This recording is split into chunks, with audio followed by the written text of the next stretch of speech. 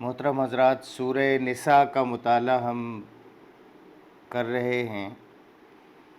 ارشاد ہوا، لوگوں اپنے رب سے ڈرو جس نے تم کو ایک جان سے پیدا کیا اور اسی جان سے اس کا جوڑا بنایا، اور ان دونوں سے بہت مرد و عورت دنیا میں پھیلا دیے۔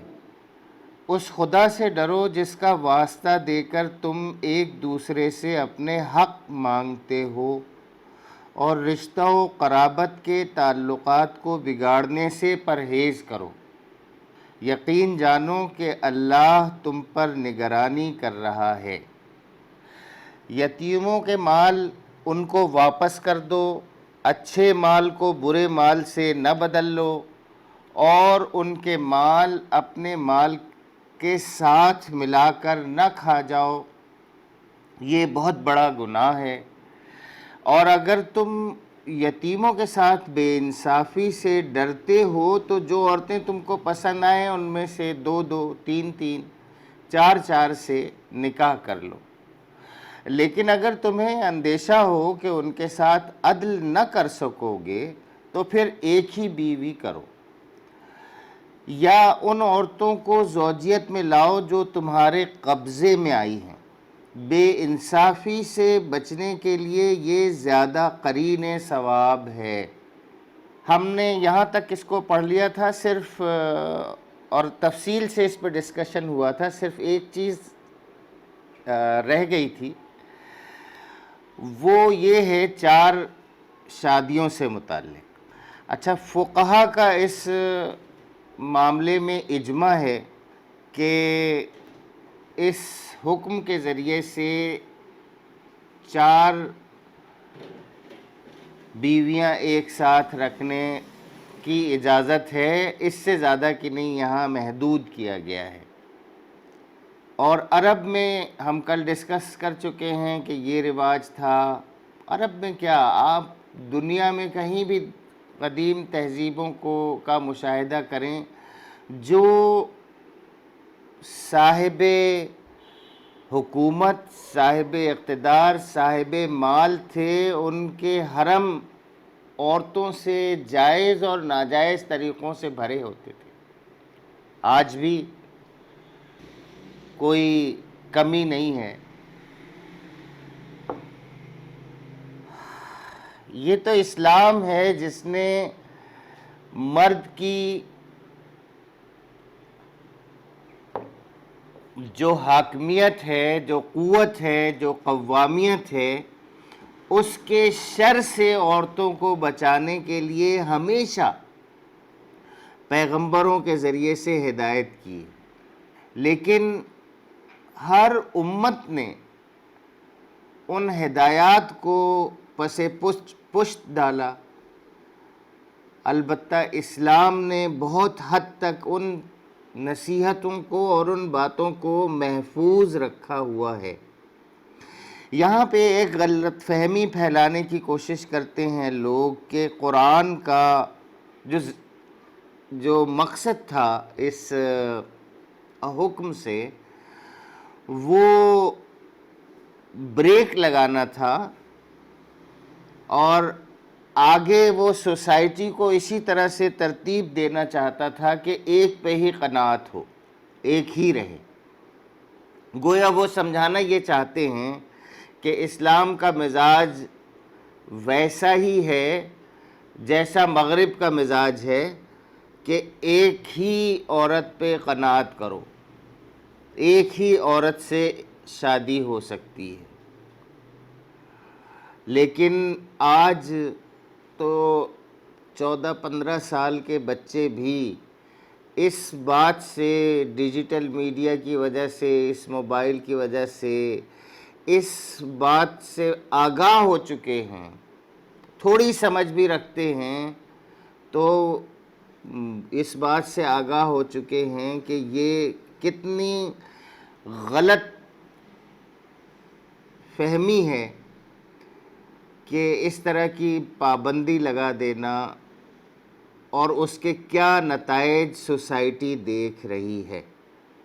اس لیے کہ اگر اس طرح کی قانون پابندی جب لگا دیتا ہے تو پھر چور راستے اختیار کرنے کا موقع ملتا ہے۔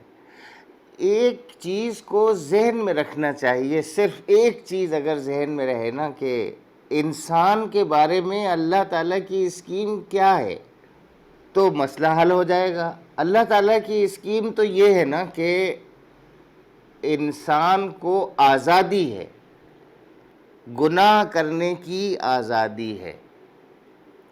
صرف آزادی نہیں ہے، اس کو حالات، وسائل، ماحول، وہ سب چیزیں بھی پرووائیڈ کی جاتی ہیں۔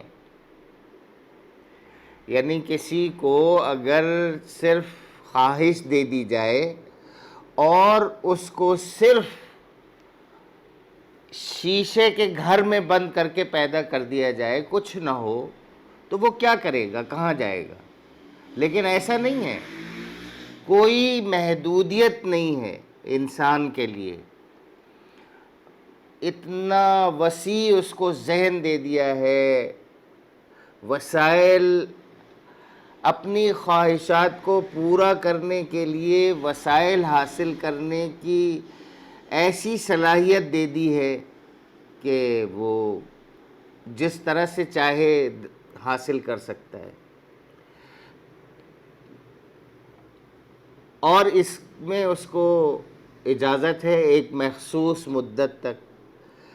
ترغیب یہ ہے، تعلیم یہ ہے کہ آپ نے محدود طریقے سے، جائز طریقے سے، اس طریقے سے اپنی خواہشات کو پورا کرنا ہے جس کی اجازت دی گئی ہے، بس۔ تو آپ قانون اگر ایسا بتا دیں گے کہ جہاں پہ رکاوٹ ہو، تو ایسی رکاوٹ تو کہیں نہ کہیں سے کوئی رخنہ تلاش کر ہی لیتی ہے۔ مثلاً یہ کہ ایک مرد ایسی خواہش رکھتا ہے کہ جو ایک سے زیادہ عورت کی اس کو ضرورت ہے۔ اب اگر آپ یہ پابندی، یہ اجازت نہیں رکھیں گے جو اسلام دیتا ہے، تو وہ مرد کہاں جائیں گے؟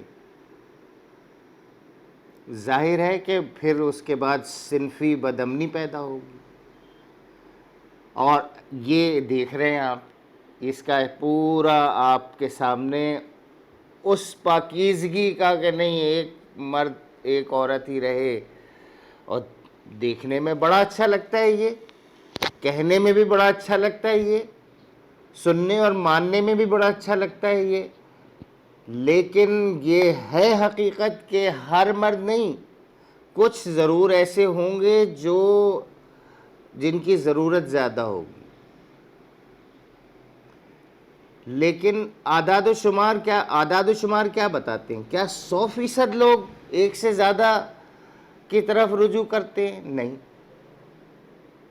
جن معاشروں میں یہ پابندیاں ہیں، 80%، 90% لوگ آپ دیکھ لیجئے وہ ایک پہ ہی قناعت کرتے ہیں۔ 15 سے 20%، آپ حد سے حد 20% لوگ ہیں جو ایک سے زیادہ کی طرف، آپ ڈیٹا، اس میں بھی ڈیٹا دیکھیں گے تو 10% سے زیادہ وہ لوگ ہوں گے جو بہت جینون دیگر مسائل کی وجہ سے ہیں، انفرٹیلیٹی کی وجہ سے ہیں، دوسری شادیاں، 2 بیویاں۔ تو باقی یہ کہ اسلام اس خواہش کو منع نہیں کرتا، اس پہ ایسی پابندی نہیں لگاتا جس پابندی کی وجہ سے صنفی بے راہ روی پیدا ہو، جیسا کہ اس وقت اسی مغربی معاشرے نے تمام دنیا میں ایک صنفی ہیجان برپا کر رکھا ہے۔ یہ صنفی ہیجان انسانی فطرت کو غیر فطری طور پر پابند کرنے کا نتیجہ ہے۔ آپ جانتے ہیں کہ خواتین کو کچھ وقت ایک بیماری کے طور پر اللہ تعالیٰ اس کو روک کے رکھتا ہے۔ بعض لوگوں کے لیے یہ دورانیہ مشکل ہو جاتا ہے، بعض مردوں، بہت کم ہوں گے لیکن ہو سکتا ہے ہوں گے۔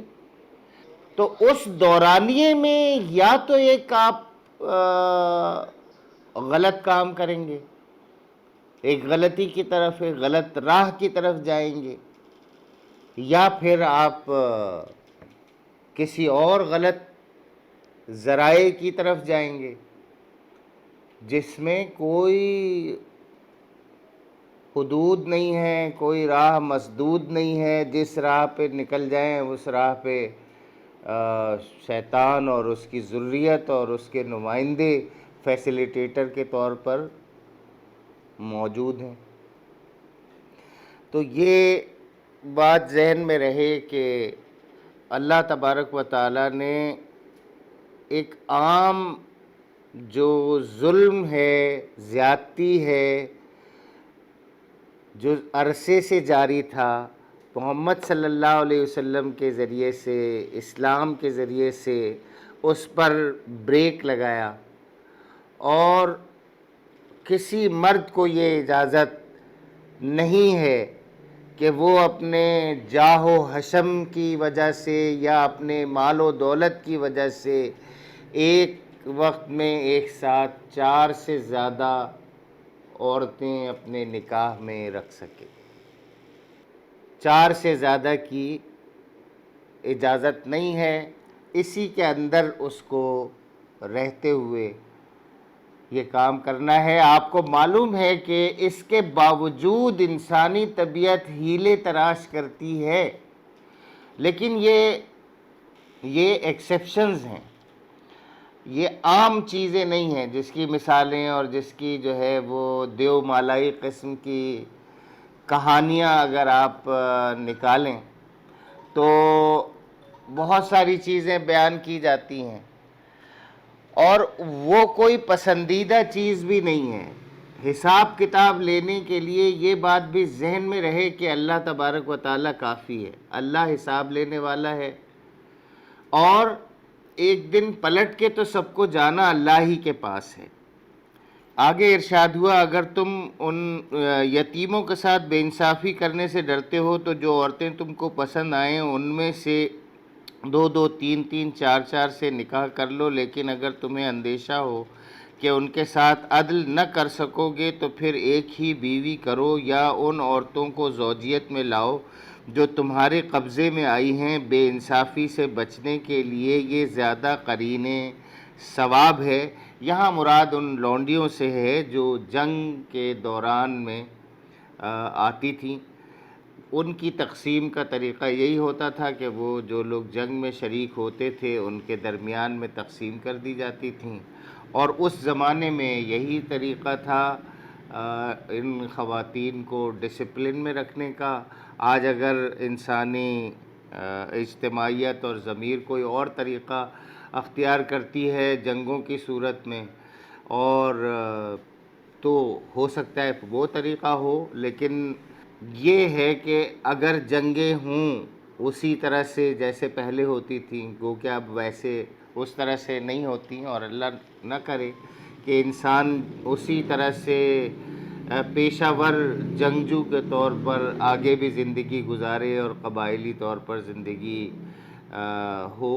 اللہ کرے کہ انسان جس طرح سے ایک شہری نظم و ضبط میں آ رہا ہے، معاشرہ دن بدن شعور کی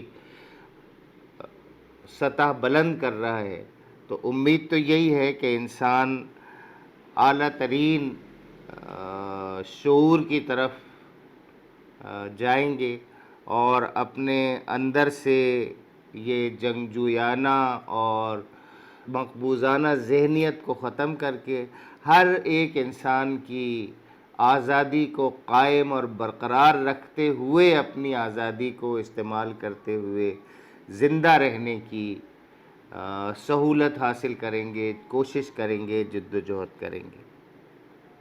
لیکن اگر کبھی پھر اسی طرح کے حالات ہوئے تو اس بات کا پھر امکان اور اس بات کا پھر موقع ہوگا کہ یہ اسی ڈسپلن کو اختیار کیا جائے جس میں عورتیں بھی قبضے میں آ جاتی تھیں، اور اگر ایسا ہی ہوگا تو ظاہر ہے کہ عورتوں کو ایک جگہ کوڑے دان پہ ڈال دینے سے بہتر تو یہی بات ہونی چاہیے نا کہ کسی ہر گھر میں اس کی ذمہ داری ہو، جس گھر میں بھی جائے وہ اس میں اس کی ذمہ داری ہو، لونڈی کے بارے میں اس کے کیا حقوق ہیں اور کس طرح سے گریجولی اس کو سوسائٹی میں ضم کرنا ہے، اس کے بارے میں پوری تعلیمات قرآن مجید میں موجود ہیں، آگے اس صورت میں بھی اس کا ذکر آئے گا۔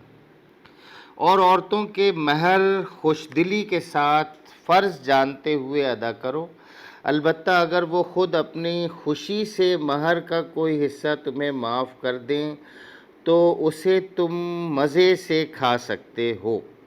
مہر تو فوراً ادا ہونا چاہیے، لیکن فوراً اگر ادا نہیں ہوتا تو اجازت ہے بعد میں بھی ادا کرنے کی، دونوں ہی چیزیں رائج ہیں اور دونوں ہی چیزیں جائز ہیں، دونوں ٹھیک ہیں۔ لیکن جب بعد والا ہوتا ہے کہ بعد میں دیا جائے گا تو اس صورت میں یہ ہوتا ہے کہ میاں بیوی کا جو ایک تعلق ہوتا ہے اس کی ابتدائی خوشگواری میں ہی بیوی یہ کہتی ہے کہ نہیں مجھے نہیں چاہیے، تو اگر بیوی یہ کہتی ہے کہ مجھے نہیں چاہیے تو ظاہر ہے وہ معاف ہو جائے گا۔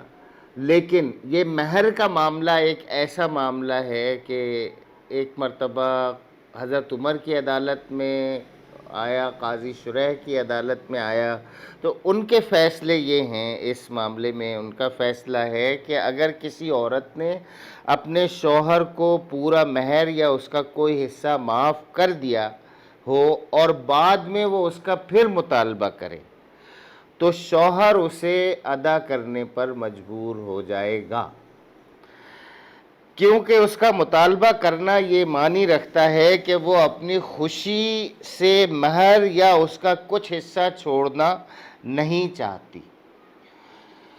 بہرحال بہتر چیز یہی ہے کہ انسان مہر کی رقم اتنی رکھے جو وہ ادا کر سکتا ہو، سہولت کے ساتھ ادا کر سکتا ہو، خوش دلی کے ساتھ ادا کر سکتا ہو۔ اور آج چونکہ عورت کو اکاؤنٹ کھولنے کا حق ہے اور اپنا سالانہ ٹیکس جمع کرنے کا، یا آہستہ آہستہ تو یہ ہو جائے گا انشاءاللہ کہ ہر فرد اپنا سالانہ ٹیکس ریٹرن جمع کرے گا، چاہے وہ بیلنس اس کا زیرو ہی ہوتا ہو، کوئی بھی وہ نہ ہو، تو اس میں بہتر ہوگا کہ اس کے شروع سے ہی اس کے ہاتھ میں پیسے ہوں، اس کے اکاؤنٹ میں پیسے ہوں، اور گورنمنٹ کو بھی معلوم ہو کہ اس کے شوہر نے اس کو کتنے پیسے دیے ہیں، اس کے پاس کس ذرائع سے پیسے آ رہے ہیں۔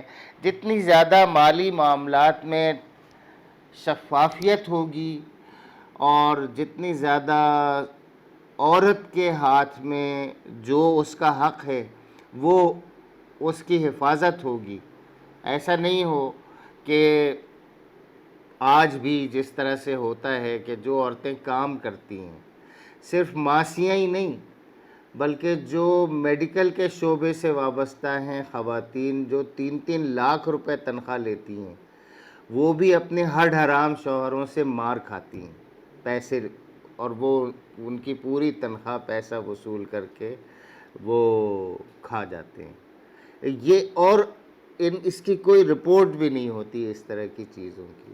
یہاں تو اللہ تعالیٰ نے اور اس کے رسول نے اور اس کی کتاب نے یہ بات واضح طور پر بتا دی ہے کہ بھئی یہ اس کا حق ہے، یہ اس کو ملنا چاہیے۔ آج اگر معاشرہ اس طرح سے پروان چڑھ گیا ہے کہ یہاں پہ ہر مرد اور عورت اپنا الگ الگ اپنی شناخت بھی رکھتے ہیں اور اپنی معاشی شناخت بھی رکھ سکتے ہیں، تو ان کی معاشی شناخت بھی ہونی چاہیے اور اس میں ان کے پاس جو کچھ جمع کرنا ہو وہ جمع کرنا چاہیے، اور ان کی مرضی کے بغیر اس کو نہیں نکالنے دینا چاہیے۔ اس سلسلے میں کوئی خاتون کے حوالے سے بھی کوئی تحریک نہیں چلتی اور کوئی مردانہ تحریک بھی جو اصلاح احوال کی طرف سوچے وہ نہیں کرتی۔ میں تو ذاتی طور پر ایسی ماسی اور ایسی ڈاکٹرز اور ایسی پیشہ ور دوسری خواتین جنہوں نے انجینئرنگ اور بڑے پیشوں میں تعلیم حاصل کی اور ابھی جاب بھی کر رہی ہیں، جب انہوں نے شادی کی اپنے شوہروں سے تو خود ان کے شوہر ڈاکٹر ہوتے ہوئے، انجینئر ہوتے ہوئے، چونکہ وہ زیادہ اچھا کما رہی تھیں اپنے شوہروں سے، وہ ہڈ حرام ہو گئے اور وہ سارا وہ پیسہ سارا لا کے مرد ہی کے ہاتھ میں دیتے ہیں، اور اگر کوئی کمی ہو تو وہ اس کو مار پیٹ کے اس سے وصول کرتے ہیں۔ تو یہ کوئی بہرحال ایک بات آ گئی ضمنی طور پر، یہ اگر لوگوں کی سمجھ میں آئے تو اس کو ایک دوسرے کو بتانا بھی چاہیے اور اس معاملے کو درست کرنے کی کوشش کرنی چاہیے۔ خوش دلی سے ادا کرنے کی بات ہو رہی ہے تو اس معاشرے میں جہاں عورتوں کی مہر خوش دلی سے ادا کرنے کا حکم ہے، وہاں ان کی کمائی ہوئی دولت یا ان کی کمائی ہوئی تنخواہ وہ کیسے زبردستی کوئی چھین سکتا ہے؟ البتہ اگر وہ خود اپنی خوشی سے مہر کا کوئی حصہ تمہیں معاف کر دیں تو تم اسے مزے سے کھا سکتے ہو، اور اپنے وہ مال جنہیں اللہ نے تمہارے لیے قیام زندگی کا ذریعہ بنایا ہے نادان لوگوں کے حوالے نہ کرو، البتہ انہیں کھانے اور پہننے کے لیے دو اور انہیں نیک ہدایت کرو۔ یہ جو حکم ہے یہ وسیع معنی کا حامل ہے۔ اس میں امت کو یہ جامع ہدایت فرما دی گئی ہے کہ مال جو ذریعہ قیام زندگی ہے، بہرحال ایسے نادان لوگوں کے اختیار و تصرف میں نہ رہنا چاہیے جو اسے غلط طریقے سے استعمال کر کے نظام تمدن و معیشت اور بالآخر نظام اخلاق کو خراب کر دیں۔ اکثر یہ سننے میں کہانیاں بھی آتی ہیں، دیکھا گیا ہے کہ ایک شخص کا انتقال ہو جاتا ہے، بڑا مال اور بڑی جائیداد چھوڑ کے وہ جاتا ہے، 13-14 سال کا یا 16-15 سال کا اس کا بچہ ہے، وہ سب اس کے حوالے ہو جاتا ہے اور وہ اس نے اپنے عیش میں اس کو تباہ و برباد کر دیا۔ تو اسٹیٹ کی یہاں پہ یہ ذمہ داری ہے کہ ایسے لوگوں کو جو نادان ہیں ابھی، تو سب سے پہلے تو یہی ہو گیا کہ ایک عمر طے کر لی جائے گی بلوغت کی، ذہنی بلوغت کی۔ فرض کیجئے وہ 18 سال ہے، ویسے تو آج کل 18 سال بھی کم ہے، اور بڑھا کے کم سے کم اتنی عمر ہونی چاہیے جس میں 16 سال کی اسکولنگ اس کی ہو جاتی ہے، 16 سال کی تعلیم اس کی ہو جاتی ہے، یعنی وہ کسی بھی شعبے میں ایم اے یا ایم ایس یا ایم ایس سی وہ کر لے، اس کے بعد باقی پی ایچ ڈی وغیرہ کرنا، ایم فل کرنا، وہ اس کا کام ہے۔ تو 22-23 سال یہ ایک ایسی عمر ہوتی ہے جس میں اس وقت تک اس کی اسٹیٹ کو یا اس کے سرپرستوں کو جو بھی ڈاکومنٹیشن بھی ہونی چاہیے وہ ان کو دیکھے۔ لیکن اس کے باوجود بھی یہ آیت تو یہ بتاتی ہے کہ اگر ذہنی طور پر وہ نادان ہی ہے ابھی تک، اور اس کے جو طرز عمل ہے اس کا خرچ کا ہے، ایسا کوئی مزے کی ایسی کوئی اجازت نہیں ہے اس ہدایت کی روح سے کہ ایک لڑکے کو اگر 4 ارب روپے مل گئے ہیں اپنے باپ کی طرف سے، تو اب اس کے بعد وہ دنیا کی سب سے مہنگی گاڑی اس کا آرڈر کر دے اور اسٹیٹ اس کو روک ہی نہ سکے، وہ جوتے جو ہے اپنے لیے سونے کے بنوا لے، وہ اپنے لیے کپڑے سونے کے تاروں اور چاندی کے تاروں سے بنوا لے، فلاں فلاں پروڈکٹ، یہ ریاست تو یہاں یہ حکم اگر اس پہ عمل درآمد صحیح طور پہ کیا جائے تو کوئی ایک انڈیویجول بھی اپنے پیسوں کا ذاتی طور پر مس یوز کرنے کا حق نہیں رکھتا، کیونکہ یہ پیسہ نہ صرف یہ کہ اس کی طاقت کا ضامن ہے بلکہ اس کے ساتھ ساتھ اسٹیٹ کی طاقت کا بھی ضامن ہے۔ آپ اس کو غور فرمائیں کہ اور اپنے وہ مال جنہیں اللہ نے تمہارے لیے قیام زندگی کا ذریعہ بنایا ہے۔ آج دنیا میں معاشی دہشت گردی کے ذریعے سے قوموں کو کنگال کیا جا رہا ہے، کہیں معاشرتی طور پر گھٹیا اخلاق سکھا کر قوموں کو تباہ کیا گیا، اب جو ہے وہ معاشی طور پر بدحال کر کے قوموں کی حالت خراب کی جا رہی ہے۔ یہاں تعلیم یہ دی جا رہی ہے کہ اپنے وہ مال جنہیں اللہ نے تمہارے لیے قیام زندگی کا ذریعہ بنایا ہے، نادان لوگوں کے حوالے نہ کرو۔ تو یہ تو انڈیویجول کے بارے میں ہے، اور آپ کو معلوم ہے نا کہ آج ہر شخص اس کی پابندی کی جا سکتی ہے، کر سکتا ہے۔ جو پیدا ہو وہ اس کو پیدا ہوتے ہی اس کی انٹری ہو جانی چاہیے، اس کے بعد جیسے جیسے اس کو ٹائم گزرتا جائے اس کی انٹری ہوتی جانی چاہیے مختلف اداروں میں، اور ڈیجیٹلائز کیا جا رہا ہے ساری اس کو۔ تو ان سب چیزوں کا فائدہ اسٹیٹ کو پہنچنا چاہیے کہ وہ فضول خرچیوں پہ کوئی فرد اپنے ہی ورثے میں پایا ہوا مال اور جائیداد کو تباہ نہ کرے۔ تو وہ کہانیاں جو ہم اس سے پہلے سنتے رہے ہیں، ان کہانیوں کا اعادہ نہیں ہونا چاہیے کہ کسی کو بڑی جائیداد ملی اور وہ اس نے چند سالوں میں ضائع کر دی، اس کے بعد اب وہ بھیک مانگتے پھر رہے ہیں اس کے بچے۔ قرآن کیا کہہ رہا ہے؟ اپنے وہ مال جنہیں اللہ نے تمہارے لیے قیام زندگی کا ذریعہ بنایا ہے نادان لوگوں کے حوالے نہ کرو۔ تو ان کی عقل کا حساب کتاب کرنا چاہیے، دیکھنا چاہیے، اور اگر اس میں کوئی کمی ہے تو اس کو دور کرنا چاہیے، جب تک امتحان ان کا لیتے رہنا چاہیے۔ اگر نہیں ہو رہا ہے تو انہیں قرآن کہتا ہے البتہ انہیں کھانے اور پہننے کے لیے دو، اور انہیں نیک ہدایت کرو، ان کی تعلیم اور تربیت کرو، جب تک ایسا نہ ہو جائے کہ وہ قابلیت ان کے اندر پیدا ہو جائے صالحیت کے ساتھ اخراجات کرنے کی۔ تو یہ آپ سمجھ لو کہ مال جو ہے وہ اس کی حیثیت ایک بندوق کی ہے، آتشی اسلحے کی ہے۔ آپ پہلے زمانے میں بات کرتے ہیں، آپ دو دھاری تلوار کی ہے۔ یہ اس کی حیثیت جو ہے وہ آپ کو نقصان بھی پہنچائے گی اور آپ کو فائدہ بھی پہنچا سکتی ہے۔ آپ بندوق نہیں دے سکتے کسی کو، آتشی ہتھیار نہیں دے سکتے، صرف اس وجہ سے کہ اس کے باپ نے اس کو اس مرنے کے بعد اس کے پیچھے چھوڑا ہے، نہیں دے سکتے آپ جب تک اس کو چلانا نہیں آتا ہو۔ تو آج مال اور دولت کی حیثیت ریاست کے لیے بالکل ایسی ہے جیسے بندوق کی یا آتشی اسلحے کی ہو سکتی ہے۔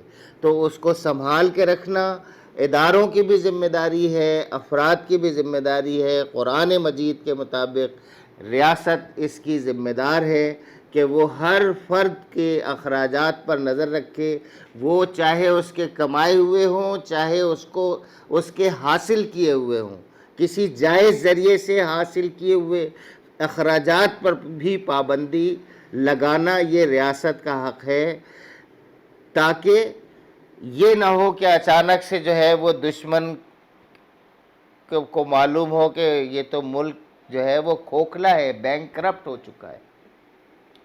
بینک کرپٹ ملک اگر ہو چکا ہے تو اس کو پھونکوں سے اڑا دینے میں کسی کو کوئی دیر نہیں لگے گی۔ بینک کرپسی سے بچانے کے لیے کیا کرنا پڑے گا؟ اور اپنے وہ مال جنہیں اللہ نے تمہارے لیے قیام زندگی کا ذریعہ بنایا ہے نادان لوگوں کے حوالے نہ کرو۔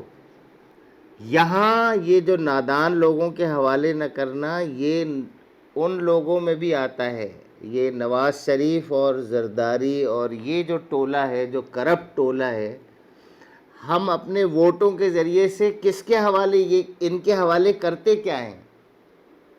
سارے فنڈز ہوتے ہیں نا، کس کے حوالے؟ اپنے ووٹوں کے حوالے سے کیا کر رہے ہوتے ہیں؟ ہر شعبے سے متعلق فنڈز ہوتے ہیں جو ان کے حوالے کرتے ہیں، اور اب تو ستم بالائے ستم کہ گورنمنٹ کے ادارے تو ہوئے ہی تھے تباہ بددیانتی اور کرپشن کی وجہ سے. یہ این جی اوز کا قیام کس وجہ سے عمل میں آیا تھا؟ کس وجہ سے عمل میں آیا تھا؟ اس وجہ سے عمل میں آیا تھا. جی آپ بتائیں این جی اوز کا کس وجہ سے عمل میں آیا تھا؟ تاکہ گورنمنٹ کے ذریعے صحیح کام کروا سکیں. گورنمنٹ سے صحیح کچھ کام کروا سکیں، اس وجہ سے بھی ٹھیک ہے. پریشر ہو گورنمنٹ کے اوپر. جو کام گورنمنٹ کی کے وسائل نہ ہونے کی وجہ سے، صلاحیت نہ ہونے کی وجہ سے، مال نہ ہونے کی وجہ سے نگلیکٹڈ ہے، کیا ہے؟ نگلیکٹڈ ہے، اس کام کو کیا جائے. این جی او کا جو کانسیپٹ ہے وہ یہ ہے کہ وسائل کی عدم دستیابی، چاہے وہ ہیومن ریسورس کی عدم دستیابی ہو یا فائنینشیل ریسورسز کی عدم دستیابی ہو یا ٹیکنیکل سپورٹ ہو،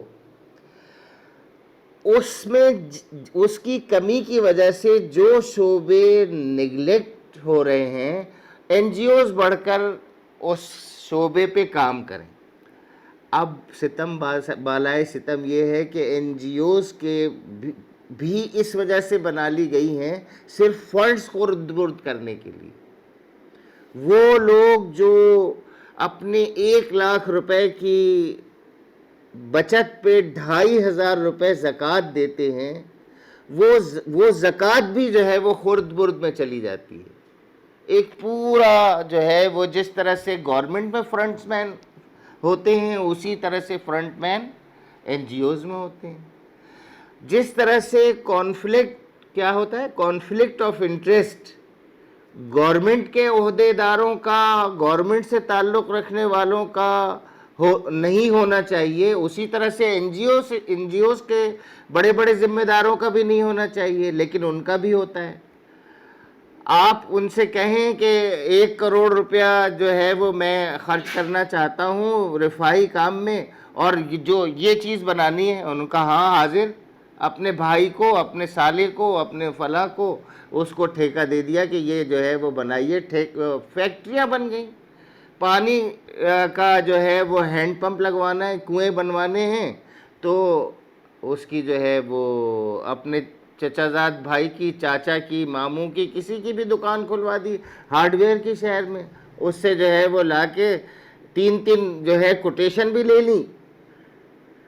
ایک ہی جگہ سے 3 کوٹیشن، سارا اسی طرح سے جس طرح سے گورنمنٹ میں کرپشن ہو رہی ہے اسی طرح سے این جی اوز میں کرپشن ہو رہی ہے. تو یہ جو حکم ہے بڑا جامع ہے. اور اپنے وہ مال جنہیں اللہ نے تمہارے لیے قیام زندگی کا ذریعہ بنایا ہے نادان لوگوں کے حوالے نہ کرو. وہ 2,500 روپے بھی کسی ایسی این جی او کو نہ دو، کسی ایسے آدمی کو نہ دو جو لے جا کے اس کو پھینک دے، ڈبا دے، وہ خود کھا لے اس کو. آپ پوری ہمت کریں، محنت کریں، آپ یہ سوچنے میں کہ کہاں، یہ تحقیق کرنے میں کہ کہاں آپ کا مال خرچ ہونا چاہیے. اب تو آپ کے ہاتھ میں آ گیا. آج یہ دونوں چیزیں، یہ جو اختیار ہے یہ ووٹ کے ذریعے، یہ آج آپ تصور نہیں کر سکتے. پاگل ہو جائے گا اگر 1,600 سال پہلے کا انسان یا 800 سال پہلے کا انسان یا 400 سال پہلے کا انسان کوئی اٹھے اور اٹھ کے آپ کی طرح سے کو دیکھے تو وہ پھٹ جائے گا کلیجہ، اٹھ کر اس کا زندہ نہیں رہ سکے گا. کیوں؟ اس لیے نہیں کہ آپ اتنے وہ ماڈرن ہو گئے، وہ اس سے زیادہ اچھا تھا 400 اور 4,000 سال پہلے رہنے سہنے کے لیے. جو کچھ اس کے رب نے دیا ہوا ہے نا وہ آج جس طرح سے تھا ویسے ہی اس وقت بھی. اس کے رب نے کوئی آسائش ایسی نہیں پیدا کی آپ کے لیے جو آج ہو گئی ہے اور کل نہیں تھی. وہ سب تھی. سسٹم نہیں تھا، انسان مہذب نہیں تھا، انسان کی کوئی حقیقت، کوئی حیثیت نہیں تھی. اب آپ آج اس سسٹم کی طرف آ گئے ہیں، آپ اس زمانے کی کروٹوں اس کو بدلتے بدلتے، اور اسلام کی قرآن مجید اور محمد صلی اللہ علیہ وسلم کا جو کنٹریبیوشن ہے اس کو دیکھتے دیکھتے برتتے برتتے یہاں پر آ گئے ہیں کہ انسان اب بہت حد تک آزاد ہے. ابھی بہت منزلیں باقی ہیں، ابھی بہت منزلیں باقی ہیں، لیکن انسان آج اتنا آزاد ہے، کوئی کچھ عرصہ پہلے اس کا تصور نہیں تھا. تو انسان اپنی رائے دے سکتا ہے، ووٹ دے سکتا ہے، اپنے ووٹ کے ذریعے سے حکومتوں کو منتخب کر سکتا ہے، زرداریوں کو مسترد کر سکتا ہے، شریفوں کو مسترد کر سکتا ہے، اور کرپشن کو مسترد کر سکتا ہے، چوروں بے ایمانوں کو مسترد کر سکتا ہے. آج یہ سوشل میڈیا کے ذریعے سے ان گھروں سے مال کھینچ کے نکالا جا سکتا ہے. میں یہ نہیں چاہتا کہ انارکی پیدا ہو، لوگ اس طرف آئیں کہ لوگ گھروں سے کھینچ کھینچ کے نکالیں، لیکن اگر کرپشن اسی طرح سے رہی تو لوگ ان کو اسی طرح سے کھینچ کھینچ کے ماریں گے، گھروں سے نکال نکال کے ماریں گے، اور لوٹ کے کھا جائیں گے ان کے مال و اسباب. اس میں ایسے لوگ بھی جائیں گے جو ظاہر ہے گیہوں کے ساتھ گھن بھی پستا ہے، ایسے لوگ بھی جائیں گے جو واقعی دیانتدار ہوں گے. ایسے لوگوں کو بھی نقصان اٹھانا پڑے گا.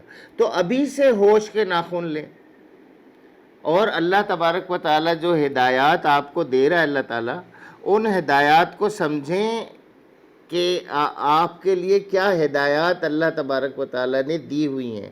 پھر دہرا دیتا ہوں، اور اپنے وہ مال جنہیں اللہ نے تمہارے لیے قیام زندگی کا ذریعہ بنایا ہے نادان لوگوں کے حوالے نہ کرو، البتہ انہیں کھانے اور پہننے کے لیے دو، اور انہیں نیک ہدایت کرو. مولانا سید ابو العلا مودودی صاحب لکھتے ہیں اس سلسلے میں کہ اس میں امت کو یہ جامع ہدایت فرمائی گئی ہے کہ مال جو ذریعہ قیام زندگی ہے ایسے نادان لوگوں کے اختیار و تصرف میں نہ رہنا چاہیے جو اسے غلط طریقے سے استعمال کر کے نظام تمدن و معیشت اور بالآخر نظام اخلاق کو خراب کر دیں. حقوق ملکیت جو کسی شخص کو اپنے املاک پر حاصل ہیں اس قدر غیر محدود نہیں ہیں کہ وہ اگر ان حقوق کو صحیح طور پر استعمال کرنے کا اہل نہ ہو اور ان کے استعمال سے اجتماعی فساد برپا کر دے تب بھی اس کے وہ حقوق سلب نہ کیے جا سکیں. جہاں تک آدمی کی ضروریات زندگی کا تعلق ہے وہ تو ضرور پوری ہونی چاہیے، لیکن جہاں تک حقوق مالکانہ کے آزادانہ استعمال کا تعلق ہے اس پر یہ پابندی عائد ہونی چاہیے کہ یہ استعمال اخلاق و تمدن اور اجتماعی معیشت کے لیے صریحاً مضر نہ ہو. اس ہدایت کے مطابق چھوٹے پیمانے پر ہر صاحب مال کو اس امر کا لحاظ رکھنا چاہیے کہ وہ اپنا مال جس کے حوالے کر رہا ہے وہ اس کے استعمال کی صلاحیت رکھتا ہے یا نہیں، اور بڑے پیمانے پر حکومت اسلامی کو اس امر کا انتظام کرنا چاہیے کہ جو لوگ اپنے اموال پر خود مالکانہ تصرف کے اہل نہ ہوں یا جو لوگ اپنی دولت کو برے طریقوں سے استعمال کر رہے ہوں ان کی املاک کو وہ اپنے انتظام میں لے لے اور ان کی ضروریات زندگی کا بندوبست کرے. آپ سمجھ رہے ہیں کہ جو لوگ اپنی دولت کو برے طریقوں سے استعمال کر رہے ہوں ان پہ تو آپ گرفت کریں، تو جو لوگ برے طریقے سے دولت حاصل کر رہے ہوں آپ لوگ کیسے بیٹھے رہ جاتے ہیں؟ بلاول بھٹو اور نواز شریف کی بیٹی اور اس کے بیٹوں اور اس کے دوسرے لوگوں نے جو کچھ کمایا کہاں سے کمایا ہے؟ کس کو نہیں معلوم؟ زبان زد عام ہے کہ یہ سب چوری کا مال ہے. کیوں نہیں ان سے چھینتے؟ آپ یہ قرآن مجید آپ کو کس طرح کا دستور، کس طرح کا قانون بنانے کی ہدایت کر رہا ہے، اور آپ اپنے آئین اور قانون میں کیا سقم پاتے ہیں سوائے اس کے کہ آپ اس کے لیے تیار نہیں ہیں کہ معاشرے سے کرپشن ختم کی جائے، معاشرے سے چوری اور بددیانتی ختم کی جائے، اس کے علاوہ اور کیا وجہ ہو سکتی ہے؟ لیکن قرآن مجید موجود ہے ہدایات حاصل کرنے کے لیے اور اپنے معاملات کو سدھارنے کے لیے، بہتر کرنے کے لیے۔ اللہ تعالی ہمیں قرآن مجید کا فہم اور اس پر عمل کرنے کی توفیق عطا فرمائے۔ وآخر دعوانا ان الحمد للہ رب العالمین۔